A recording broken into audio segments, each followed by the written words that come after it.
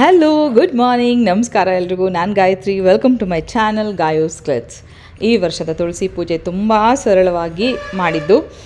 ನನಗೆ ಕಮೆಂಟ್ ಹಾಕಿದ್ರು, ತುಳಸಿ ಪೂಜೆ ಮಾಡಲಿಲ್ವಾ ಮ್ಯಾಮ್ ಅಂತ. ಇಲ್ಲ, ಯಾವ ಪೂಜೆನೂ ಬಿಡಲ್ಲ. ಪೂಜೆಗಳನ್ನು ಎಷ್ಟು ಸಾಧ್ಯನೋ ಅಷ್ಟು ಕಡಿಮೆ ಸಮಯ ಇದ್ದರೂ ಕೂಡ ಸರಳವಾಗಿ ಮುಗ್ಸೋಕ್ಕೆ ಪ್ರಯತ್ನ ಪಡ್ತೀನಿ. ಬೆಲ್ಲದ ಅವಲಕ್ಕಿ ಮಾಡಿ ಎಲ್ಲ ಹಣ್ಣು ಹಂಪ್ಲ ಇಟ್ಟು ಪೂಜೆ ತುಂಬ ಸರಳವಾಗಿ ಮಾಡಿದೆ. ಯಾಕಂದರೆ ನಾನು ಬಿಡೋಂಗಿಲ್ಲ, ಸಮಯ ಇರಲಿಲ್ಲ. ಬಂದಿದ್ದು ಸಂಜೆ, ಆಚೆ ಹೋಗೋ ಕೆಲಸ ಇತ್ತು, ಮುಗಿಸ್ಕೊಂಡು ಸಂಜೆ ಬಂದ್ವಿ. ಬಂದ ತಕ್ಷಣ ಬೇಗ ಸ್ನಾನ ಮುಗಿಸಿ ಪೂಜೆ ಮುಗಿಸಿ ಸಂಜೆ 6 ಗಂಟೆ ಮೇಲೆ ಮಾಡೋಕ್ಕೆ ಹೇಳಿದರು ಅಮ್ಮ. ಸೊ 6 ಗಂಟೆ ಮೇಲೆ ನಾನು ಪೂಜೆ ಮುಗಿಸ್ದೆ. ಇಷ್ಟೇ ನಮ್ಮನೆ ಈ ವರ್ಷದ ತುಳಸಿ ಪೂಜೆ. ಹಾಗೆ ಇವತ್ತಿನ ಈ complete vlog Gayus Glitz family ಮೆಂಬರ್ಸ್ನ ಒಳಗೊಂಡಿರುತ್ತೆ. ಕಂಪ್ಲೀಟಾಗಿ ನೋಡಿ. ಹಲೋ, ಗುಡ್ ಮಾರ್ನಿಂಗ್, ನಮಸ್ಕಾರ ಎಲ್ರಿಗೂ. ನಾನು Gayatri. Welcome to my channel Gayus Glitz. ನಾನು ಬ್ಯಾಂಗ್ಳೂರು ಬಂದಿದ್ದೀನಿ. ಇವತ್ತು ವೆಲ್ಲೂರು ಹೊರಟಿದ್ದೀವಿ. ಹುಣ್ಣಿಮೆ ಇರೋದ್ರಿಂದ ಒಂದು ವಿಶೇಷವಾಗಿ ಪೂಜೆ ಎಲ್ಲ ಇರುತ್ತೆ, ಅಲ್ಲಿ ಅಟೆಂಡ್ ಮಾಡೋಣ ಅಂತ ಲಾಸ್ಟ್ ಟೈಮ್ ಹೋದಾಗೆ ಅಂದ್ಕೊಂಡು ಬಂದಿದ್ವಿ. ಇವತ್ತು ಫುಲ್ ನಮ್ಮ ಫ್ರೆಂಡ್ ಬ್ಯಾಚ್ ಎಲ್ಲ ಹೊರಟಿದ್ದೀವಿ. ಪ್ರದೀಪ್ ಸರು, ಸುಜಾತ, ಆಶಿಕ್ ಸರು, ಚಿನ್ಮಯಿ, ನನ್ನ ಫ್ರೆಂಡ್ ಫ್ಯಾಮಿಲಿ, ಹಾಗೆ ಸುಧಾ, ಜತ್ತಿ ಅಣ್ಣ, ಎಲ್ಲರೂ ಹೊರಟಿದ್ದೀವಿ. ಸಕ್ಕತ್ತಾಗಿರುತ್ತೆ. ನಮ್ಮ ಮನೆಯವ್ರು ಮಿಸ್ ಆಗ್ತಾ ಇದ್ದಾರೆ. ಏನೋ ಎಮರ್ಜೆನ್ಸಿ ವರ್ಕಿಂದ ನಾನು ಒಬ್ಬಳೇ ಟ್ರೈನಿಗೆ ಬರಬೇಕಾಯಿತು. ಸೊ ಎಲ್ಲರೂ ಇಲ್ಲಿ ಬ್ಯಾಂಗ್ಳೂರಿಂದ ಹೊರಟಿದ್ದೀವಿ. ಏನೆಲ್ಲ ದಾರಿಯಲ್ಲಿ ನೋಡ್ತೀವಿ, ಹೇಗಿರುತ್ತೆ 2 ಡೇಸ್ ಡೆಫಿನೆಟ್ಲಿ ನಿಮ್ಮ ಜೊತೆ ಹಂಚ್ಕೊಳ್ತೀನಿ. ಇಷ್ಟ ಆಗುತ್ತಲ್ಲ, ಪ್ಲೀಸ್ ಲೈಕ್ ಮಾಡಿ. Thank you. ಈ ವ್ಲಾಗ್ ಮಧ್ಯದಲ್ಲಿ ನಾನು ಸಾಂಗ್ನ ಪ್ಲೇ ಮಾಡ್ತೀನಿ. ಆ ಸಾಂಗ್ ಕಂಪೋಸಿಷನ್ ಮಾಡಿರೋದು ನಮ್ಮ ಆಶಿಕ್ ನಾಗರಾಜ್.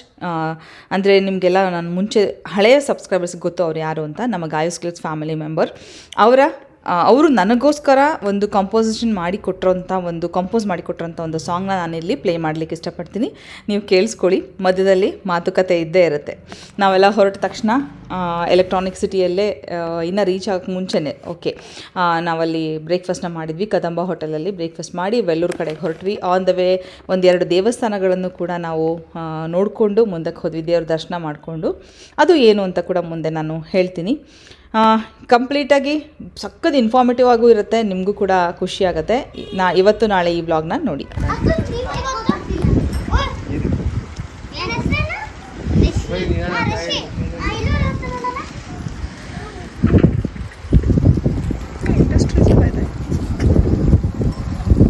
ನೋಡು, ಹೋಮ್ ಸ್ಟೇನೋ ಏನದು, ರೆಸಾರ್ಟ್,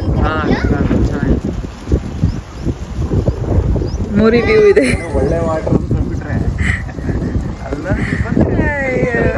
ನಾನು ಮಜಾ ಮಾಡಿ ನಾವು ಮೊದಲು ಹೋಗಿ ತಲುಪಿದ್ದು ದಕ್ಷಿಣ ತಿರುಪತಿ ಅಂಥೇಳಿ. ಅಂದರೆ ಬಾಗಿಲು ದಕ್ಷಿಣಕ್ಕಿದೆ, ದಕ್ಷಿಣ ತಿರುಪತಿ ಅಂಥೇಳಿ ಇದನ್ನು ಅವರು ಕನ್ಸಿಡರ್ ಮಾಡ್ತಾರೆ. ಅಲ್ಲಿಗೆ ನಾವು ಹೋದ್ವಿ. ತುಂಬ ಚೆನ್ನಾಗಿತ್ತು. ಕೆಳಗಡೆ ಏನು ಚೆನ್ನಾಗಿ ನೀರು ಹರಿತಾ ಇದೆಯಲ್ಲ ಅಂಥೇಳಿ ನಾನು ಅದನ್ನು ಕ್ಯಾಪ್ಚರ್ ಮಾಡ್ತಾಯಿದ್ದೆ. ಅಷ್ಟರಲ್ಲಿ ನಮ್ಮ ಆಶಿಕ್ ಸರ್ ಹೇಳಿದ್ರು, ಮೇಡಮ್ ಕೆಂಗೇರಿ ನೀರು, ಅದು ಮೋರಿ ನೀರು ಅಷ್ಟು ಬರ್ತಾಯಿದೆ ನೋಡಿ ಅಂಥೇಳಿ. ನನಗೆ ಒಂಥರ ಅನಿಸ್ತು. ಅಲ್ಲೊಂದು ಚಿಕ್ಕದಾಗಿ ಫೋಟೋಶೂಟ್ ಕೂಡ ಮಾಡ್ಕೊಂಡ್ವಿ. ಅಲ್ಲಿಂದ ಫೋಟೋಶೂಟ್ ಮಾಡ್ಕೊಂಡು ನೆಕ್ಸ್ಟ್ ನಮ್ಮ ಡೆಸ್ಟಿನೇಷನ್ ಕಡೆ ಹೊರಟ್ವಿ. ಅದು ಕೂಡ ಶಿವನ ದೇವಸ್ಥಾನ ಇರುವಂಥ, ಶಿವಲಿಂಗ ಇರುವಂಥ ಒಂದು ಜಾಗ. ತುಂಬ ಅದ್ಭುತವಾಗಿದೆ. ಅದನ್ನು ತೋರಿಸ್ತೀನಿ. ಅದ್ರ ಬಗ್ಗೆ ಒಂಚೂರು ಮಾತಾಡಬೇಕು ಕೂಡ. ಇಲ್ಲಾಂದರೆ ನಿಮಗೂ ಕೂಡ ನನ್ನ ಮನಸ್ಸಲ್ಲಿ ಏನಿದೆ ಅಂತ ಅರ್ಥ ಆಗೋದೇ ಇಲ್ಲ. ಯಾಕಂದರೆ ನಾನು ಎಂಥ ಫೂಲ್ ಅಂತ ನನಗೂ ಅನ್ನಿಸ್ತು. ಆಮೇಲೆ ಬನ್ನಿ ವ್ಲಾಗ್ನ ನೋಡ್ತಾ ಹೋಗಿ. ನಾವಲ್ಲಿ ಗಾಡಿನ ನಿಲ್ಲಿಸ್ಬಿಟ್ಟು ಒಂದು 500 ಮೀಟರ್ಸ್ ಅಷ್ಟು ನಡ್ಕೊಂಡು ಹೋದರೆ ನಮಗೆ ನೀರು ಸಿಗುತ್ತೆ. ನೀರು ಹರಿದು ಹೋಗ್ತಾ ಇರುತ್ತೆ. ನಾನು ಅಲ್ಲಿರೋರನ್ನ ಕೇಳಿದೆ, ಇದೆಲ್ಲಿ ನೀರು, ಯಾವ ಡ್ಯಾಮ್ದು ಅಂತ. ಬೆಂಗಳೂರು ಡ್ಯಾಮ್ದು ಅಂತ ಹೇಳ್ತಾನೆ ಇದ್ರು. ಸರಿ ಬಿಡಿ, ಯಾವುದೋ ಡ್ಯಾಮ್ದು ಅಂದ್ಕೊಂಡು ನಾವು ಹೋದ್ವಿ. ಬಟ್ ಅಲ್ಲಿ ಹೋಗಿ ಆ ನೀರಲ್ಲಿ ನಡ್ಕೊಂಡು ಹೋಗಿ ಈಶ್ವರನಿಗೆ ಆ ನೀರಿನಿಂದ ಅಭಿಷೇಕ ಮಾಡಿ ಪೂಜೆ ಮುಗಿಸಿ ನಿಂತ್ಕೊಂಡಾಗ ಆ ಪೂಜೆ ಮಾಡೋ ಅರ್ಚಕರು ಹೇಳ್ತಾಯಿದ್ರು, ಆ ನೀರು ಹಾಕಬೇಡಿ, ಈ ನೀರು ಹಾಕಿ ಅಂತಂದರು. ಅಂದರೆ ಅವರು ಬಾಟ್ಲಲ್ಲಿ ಇಟ್ಟಿದ್ರು. ಯಾಕೆ ಅಂತ ಹೇಳಿದ್ರು, ಇದು ಮೋರಿ ನೀರು ಮಿಕ್ಸ್ ಇದೆ ಅಂತ. ನನಗೆ ಎಷ್ಟು ಬೇಜಾರಾಯಿತು ನಿಜವಾಗ್ಲೂ. ತಮಿಳ್ನಾಡಲ್ಲಿ ಎಲ್ಲ ನೀರು ಹೀಗೇನಾ ಅನ್ನೋಷ್ಟು ನನಗೆ ಬೇಜಾರಾಗ್ಬಿಡ್ತು. ನೋಡಿ ನೀವೇ. ಗಾಯೂಸ್ ಗ್ಲಿಟ್ಸ್ ಬೆಳಕಾಗಿ ಹರಡು, ಹೊಸ ಕನಸುಗಳಿಗೆ ದಾರಿ ತೋರಿಸು, ನಗು ಪ್ರೇರಣೆಯ ಜ್ಯೋತಿ ಹೊತ್ತೊಯ್ಯು, ಹೃದಯದಲ್ಲಿ ಆಶಯ ಹೂವನ್ನೇ ಬಿಂಕು. ಆರೋಗ್ಯವೇ ಆಸ್ತಿ ಬದುಕಿ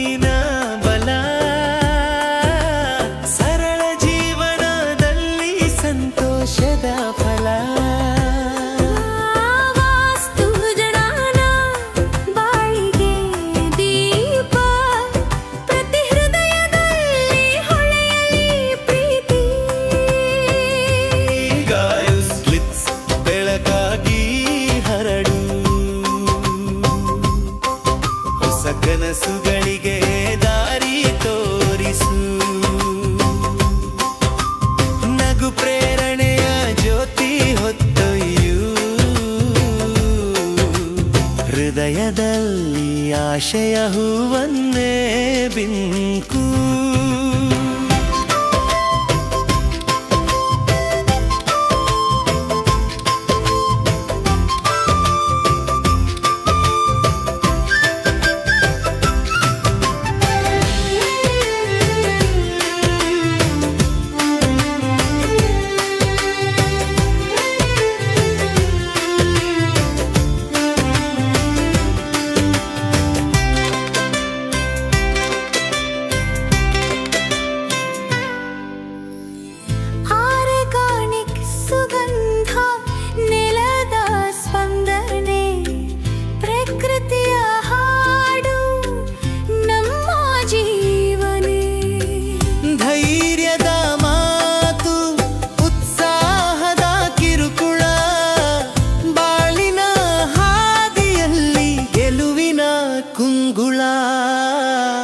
ಹೆಜ್ಜೆ ಹೆಜ್ಜೆಗೆ ಪ್ರೋತ್ಸಾಹ ಹೊತ್ತು ಬಾಳಿನ ಗಗನದಲ್ಲಿ ಕನಸುಗಳ ಬೆಳೆತು.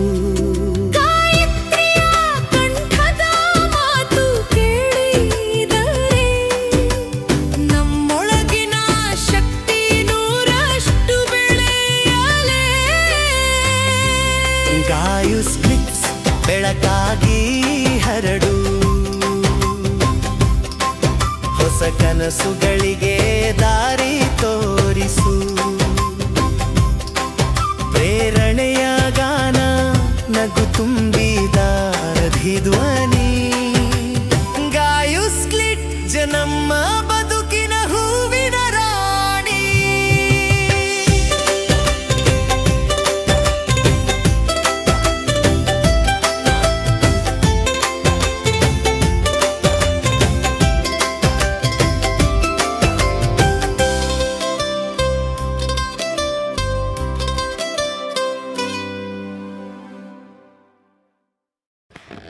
ಈ ಹಾಡು ಹೇಗನ್ನಿಸ್ತು?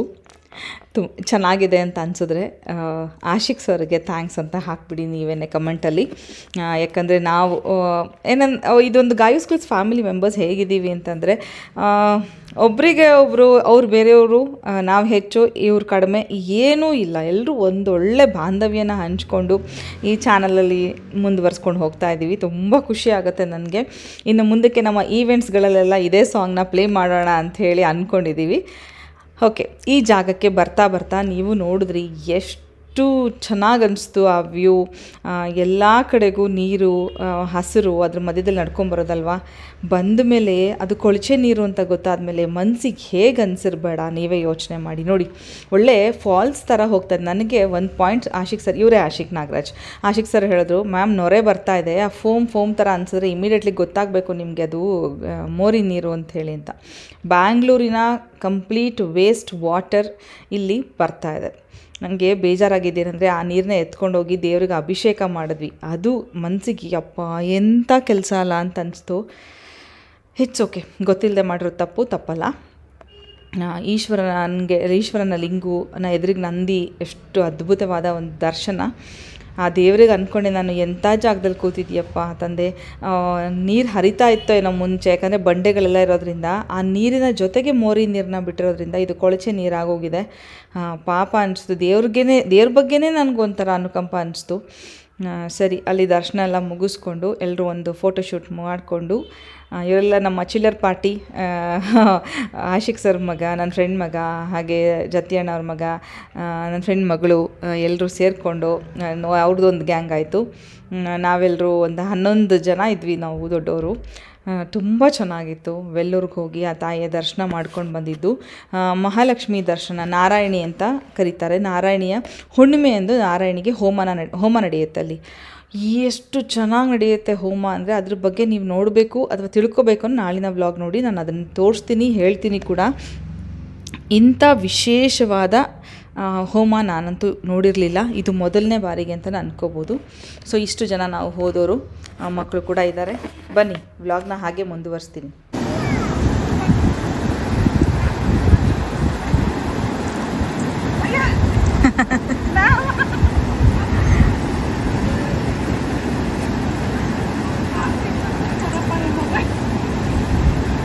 ಮೊಬೈಲ್ ಕೊಡಪ್ಪ, ಮೊಬೈಲ್ ಕೊಡಪ್ಪ.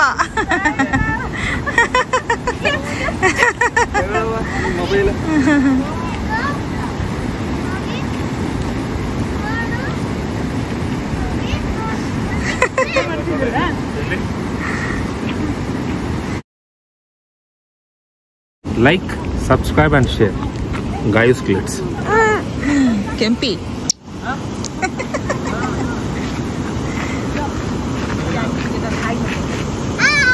ಹಾಯ್. ಅಗಸ್ತ್ಯ ಹೇಳೋ ಲೈಕ್ ಮಾಡಿ ಅಂತ. ಲೈಕ್ ಮಾಡಿ, ಸಬ್ಸ್ಕ್ರೈಬ್ ಮಾಡಿ, ಲೈಕ್ ಮಾಡಿ, ಸಬ್ಸ್ಕ್ರೈಬ್ ಮಾಡಿ, ಕಾಮೆಂಟ್ ಮಾಡಿ. ಗಾಯುಸ್ ಗ್ಲಿಟ್ಸ್ ಬೆಳಕಾಗಿ ಹರಡು, ಹೊಸ ಕನಸುಗಳಿಗೆ ದಾರಿ ತೋರಿಸು, ನಗು ಪ್ರೇರಣೆಯ ಜ್ಯೋತಿ ಹೊತ್ತೊಯ್ಯು, ಹೃದಯದಲ್ಲಿ ಆಶಯ ಹೂವನ್ನೇ ಬಿಂಕು. ಆರೋಗ್ಯವೇ ಆಸ್ತಿ ಬದುಕಿನ ಬಲ, ಸರಳ ಜೀವನದಲ್ಲಿ ಸಂತೋಷದ ಫಲ. ವಾಸ್ತು ಜಡಾನ ಬಾಳಿಗೆ.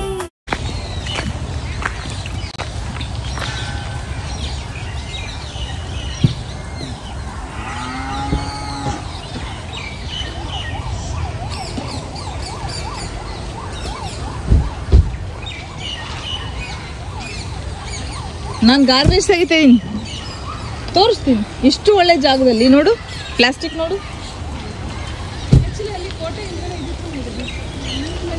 ಇಲ್ಲಿ ನೋಡು ಚಿನ್ಮಯ್, ಪ್ಲಾಸ್ಟಿಕ್ಕು ಅದೇ ತೆಗಿತಿದ್ದೀನಿ ನಾನು.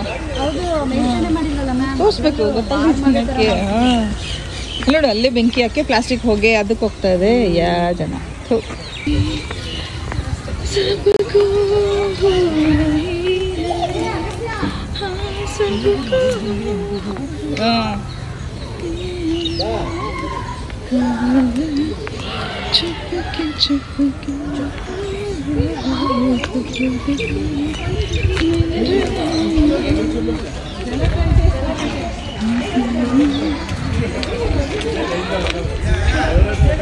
ಬಂದಿದ್ರಾ? ಕಂಚಿಗೆ ಹೋದಾಗ ಬಂದಿದ್ದೀನಿ ಮೋಸ್ಟ್ಲಿ. ಹಾಂ, ಓಕೆ, ಸೂಪರ್ ಅಣ್ಣ. ಹೌದು ಅಲ್ಲ, ಬ್ಯೂಟಿಫುಲ್. ಇದು ಜಲಕಂಠೇಶ್ವರನ ದೇವಸ್ಥಾನ. ಹೌದು, ತಮಿಳುನಾಡಿನಲ್ಲಿ ವೆಲ್ಲೂರಲ್ಲಿ ಇರುವಂಥ ದೇವಸ್ಥಾನ. ನಿಜವಾಗ್ಲೂ ನನಗೆ ಗೊತ್ತೇ ಇರಲಿಲ್ಲ, ಇದು ಮೊದಲನೇ ಬಾರಿಗೆ ನಾನು ನೋಡ್ತಾ ಇರೋದು. ತುಂಬ ಚೆನ್ನಾಗಿದೆ. ಸುತ್ತಲಕ್ಕೂ ದೇವಸ್ಥಾನದ ಸುತ್ತಲೂ ನೀರಿದೆ, ಆ ನೀರಿನ ಮಧ್ಯದಲ್ಲಿ ದೇವಸ್ಥಾನ. ಅದೇನೋ ಗೊತ್ತಿಲ್ಲ, ಅದಕ್ಕೆ ಜಲಕಂಠೇಶ್ವರ ಅಂತ ಹೇಳ್ತಾರೆ. ಈವನ್ ದೇವಸ್ಥಾನದ ಒಳಗಡೆ ಕೂಡ ನೀರಿದೆ, ಆ ನೀರಿನ ಮಧ್ಯದಲ್ಲಿ ದೇವಸ್ಥಾನ ಇದೆ. ನಮ್ಗೆ ಗೊತ್ತಿರಲಿಲ್ಲ, ಈಗ ಕೇಳಿದಾಗ ನಿಜವಾಗ್ಲೂ ಆಶ್ಚರ್ಯ ಆಯಿತು. ಎಷ್ಟು ಚೆನ್ನಾಗಿ ಕಾಪಾಡ್ಕೊಂಡಿದ್ದಾರೆ, ಅಷ್ಟು ಸಾಂಪ್ರದಾಯಿಕವಾಗಿ ನಡೀತಾನೆ ಇದೆ ಇವತ್ತಿಗೂ. ನಮ್ಮಲ್ಲಿ ಎಷ್ಟೋ ದೇವರುಗಳು ಭಿನ್ನವಾಗಿ ಪೂಜೆ ನಡೀತಾ ಇಲ್ಲ. ವನವಾಸಿ ಆ ಸೈಡ್ ಎಲ್ಲ ಹೋದ್ರೆ ಕಣ್ಣಲ್ಲಿ ನೀರು ಬರುತ್ತೆ ನೋಡ್ತಾ ಇದ್ರೆ. ನಿಜವಾಗ್ಲೂ ತುಂಬಾ ಚೆನ್ನಾಗಿ ಉಳಿಸ್ಕೊಂಡಿದ್ದಾರೆ. ಯಾರಾದ್ರೂ ವೆಲ್ಲೂರು ಬಂದ್ರೆ ಜಲಕಂಠೇಶ್ವರನ್ನ ವಿಸಿಟ್ ಮಾಡಿ. ಗಾಯುಸ್ ಗ್ಲಿಟ್ಸ್ ಬೆಳಕಾಗಿ ಹರಡು, ಹೊಸ ಕನಸುಗಳಿಗೆ ದಾರಿ ತೋರಿಸು, ನಗು ಪ್ರೇರಣೆಯ ಜ್ಯೋತಿ ಹೊತ್ತೊಯ್ಯು, ಹೃದಯದಲ್ಲಿ ಆಶಯ ಹೂವನ್ನೇ ಬಿಂಕು. ಆರೋಗ್ಯವೇ ಆಸ್ತಿ ಬದುಕಿನ ಬಲ, ಸರಳ ಜೀವನದಲ್ಲಿ ಸಂತೋಷದ ಫಲ. ವಾಸ್ತು ಜಡಾನ ಬಾಳಿಗೆ ದೀಪ, ಪ್ರತಿ ಹೃದಯದಲ್ಲಿ ಹೊಳೆಯಲಿ ಪ್ರೀತಿ. ಗಾಯುಸ್ ಗ್ಲಿಟ್ಸ್ ಬೆಳಕಾಗಿ ಹರಡು, ಹೊಸ ಕನಸುಗಳಿಗೆ ದಾರಿ ತೋರಿಸು, ನಗು ಪ್ರೇರಣೆಯ ಜ್ಯೋತಿ ಹೊತ್ತೊಯ್ಯು, ಹೃದಯದಲ್ಲಿ ಆಶಯ ಹೂವನ್ನೇ ಬಿಂದು. ನನ್ನ ಫ್ರೆಂಡ್ ವೈಫ್ ಪೂಜಾ. ಹಾಯ್ ಪೂಜಾ. ಚಿನ್ಮಯ್, ಚಿನ್ಮಯ್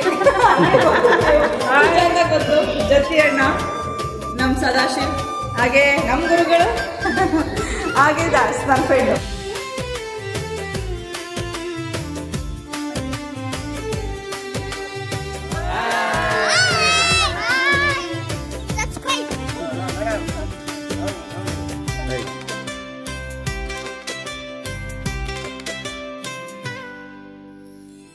ಆರ್ಗಾನಿಕ್ ಸುಗಂಧ ನೆಲದ ಸ್ಪಂದನೆ ಪ್ರಕೃತಿಯ ಹಾಡು ನಮ್ಮ ಜೀವನೇ.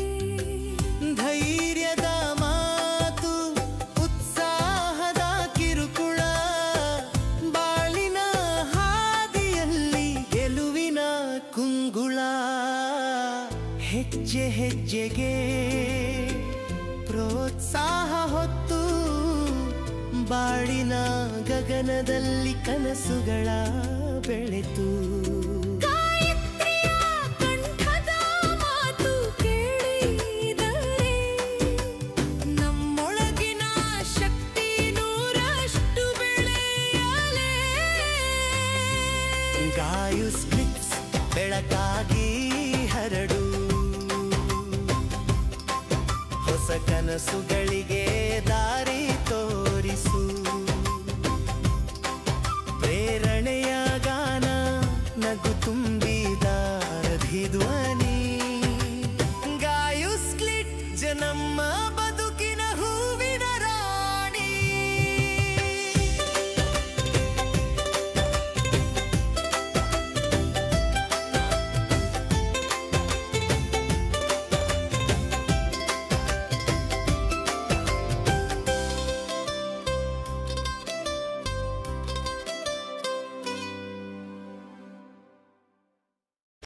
ಈ ದೇವಸ್ಥಾನಕ್ಕೆ ಬಂದ ತಕ್ಷಣ ನಿಮಗೆ ಕೊಳಚೆ ತೋರಿಸ್ದೆ ಹಾಗೆ ಕಸ ತೋರಿಸ್ದೆ ಅಂತ ಏನೂ ಅಂದ್ಕೊಳಕ್ಕೆ ಹೋಗಬೇಡಿ.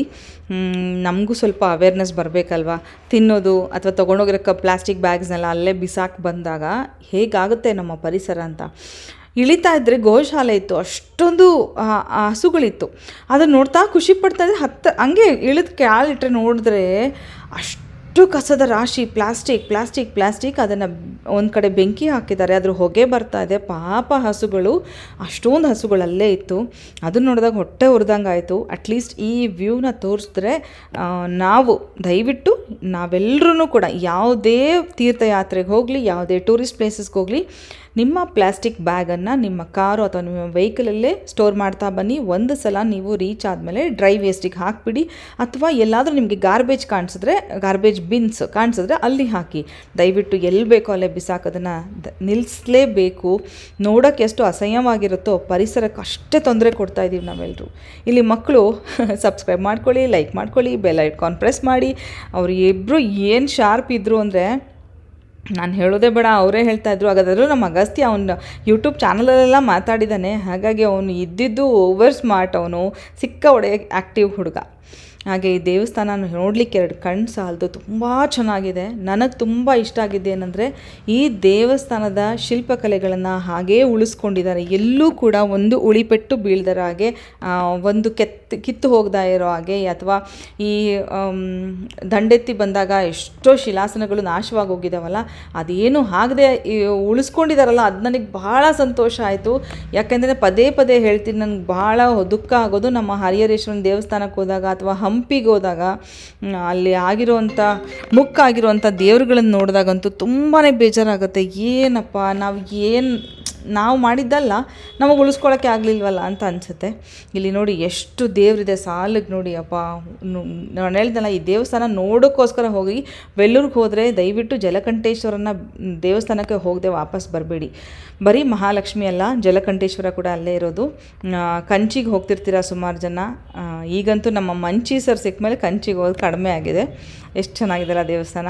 ನನಗಂತೂ ಈ ಕಂಪ್ಲೀಟ್ ಟ್ರಿಪ್ಪಲ್ಲಿ ಮೋಸ್ಟ್ ಅಟ್ರ್ಯಾಕ್ಟಿವ್ ಆ್ಯಂಡ್ ಸ್ಯಾಟಿಸ್ಫ್ಯಾಕ್ಷನ್ ಈ ಜಲಕಂಠೇಶ್ವರನ ದೇವಸ್ಥಾನ ನೋಡಿದ್ದು. ಬಿಕಾಸ್ ವೆಲ್ಲೂರು ಆಲ್ರೆಡಿ ಒಂದ್ಸಲಿ ದರ್ಶನ ಆಗಿತ್ತು, ಆದರೂ ನಾರಾಯಣಿಯ ಹೋಮ ನೋಡಲೇಬೇಕು ಅಂದ್ಕೊಂಡು ಹೋಗಿದ್ದು. ಭಾಳ ಖುಷಿ ಆಯಿತು. ಆ ಪೂಜೆ ಎಲ್ಲ ಅದ್ರ ಬಗ್ಗೆ ನಾನು ನಿಮಗೆ ನಾಳೆ ಹೇಳ್ತೀನಿ. ಎದುರಿಗೆ ಒಂದು ಸಭಾ ಮಂಟಪ ಇದೆ ದೇವಸ್ಥಾನದ ಎದುರಿಗೇನೆ. ಎಷ್ಟು ಆ ಕೆತ್ತನೆಗಳನ್ನು ನೋಡಬೇಕು ನೀವು, ನಿಜ ಸಕ್ಕತ್ತಾಗಿದೆ. ಹಾಗೆ ನಮ್ಮ ಆಶಿಕ್ ಸರು ವಿಡಿಯೋ ಶೂಟ್ ಮಾಡೋದ್ರಲ್ಲಿ ನನಗೆ ಸಹಾಯ ಮಾಡಿದರು. ಅವರು ಕೂಡ ಕೆಲವೊಂದು ಕ್ಲಿಪ್ಪಿಂಗ್ಸ್ನ ತೆಗೆದುಬಿಟ್ಟು ನನಗೂ ಸೆಂಡ್ ಮಾಡಿದ್ರು. ನಾನು ಯಾಕಂದರೆ ಒಬ್ಬಳೇ ಆಗಿಬಿಟ್ಟಿದೆ, ನಮ್ಮ ಮನೆಯವರು ಇದ್ದಿದ್ದರೆ ನೋ ಪ್ರಾಬ್ಲಮ್, ಕಂಪ್ಲೀಟ್ ವಿಡಿಯೋ ಅವರೇ ಶೂಟ್ ಮಾಡಿಕೊಡ್ತಾಯಿದ್ರು. ಆಚೆ ಕಡೆ ಹೋದಾಗೆಲ್ಲ ಅವ್ರು ಮಾಡಿಕೊಡ್ತಾರೆ, ಮನೇಲಿದ್ದಾಗ ಮಾತ್ರ ನನ್ನ ಜವಾಬ್ದಾರಿ. ಸೊ ನೋಡಿ, ದೇವಸ್ಥಾನ ನೋಡಿ, ಎಲ್ರಿಗೂ ಆಸೆ ಆಗುತ್ತೆ ಹೋಗಬೇಕಂತ. ಭಾಳ ಚೆನ್ನಾಗಿದೆ, ಭೇಟಿ ಮಾಡಿ ಆಯಿತಾ. ಈ ಥರ ಕೆಲವೊಂದು ಒಳ್ಳೆಯದನ್ನು ನೋಡಿದಾಗ ನನಗೆ ಹಂಚ್ಕೋಬೇಕು ಅನಿಸುತ್ತೆ. ಎಷ್ಟೋ ಸಲ ನಾನು ಹೇಳ್ತೀನಿ ಮರ್ತುಬಿಟ್ಟೆ ಅಂತ, ಆವಾಗ ಮರ್ತೋಗೂ ಅನಿಸ್ತಾ ಇರುತ್ತೆ, ಬಿಡು ಅಂತ ಏನು ಇಂಪಾರ್ಟೆಂಟ್ ಇರಲಿಲ್ಲ ಅಂತ. ಸೊ ಇವತ್ತಿನ ವ್ಲಾಗ್ ಇಷ್ಟೇ ಆಗಿರುತ್ತೆ. ಇದರ ಮುಂದುವರಿದ ಭಾಗ ನಾರಾಯಣಿಯ ಹೋಮ ಕಂಪ್ಲೀಟಾಗಿ ನಾವೆಲ್ಲ ಹೋಗಿದ್ದು ಬಂದಿದ್ದು ನಾಳೆ ನಿಮಗೆ ನೋಡ್ಲಿಕ್ಕೆ ಸಿಗುತ್ತೆ. ಈ ವ್ಲಾಗ್ ಹೇಗನ್ನಿಸ್ತು, ಇಷ್ಟ ಆಗಿದ್ರೆ ಗೊತ್ತಲ್ಲ, ಪ್ಲೀಸ್ ಒಂದು ಲೈಕ್ ಮಾಡಿ. ಹಾಗೆ ನಮ್ಮ ಗಾಯೂಸ್ ಗ್ಲಿಟ್ಸ್ ಹಾಡು ಹೇಗಿತ್ತು ಅದ್ರ ಬಗ್ಗೆನೂ ಕೂಡ ಕಮೆಂಟ್ ಮಾಡಿ ತಿಳಿಸಿ ಅಂತ ಹೇಳಲಿಕ್ಕೆ ಇಷ್ಟಪಡ್ತೀನಿ. Thank you for watching. Thank you.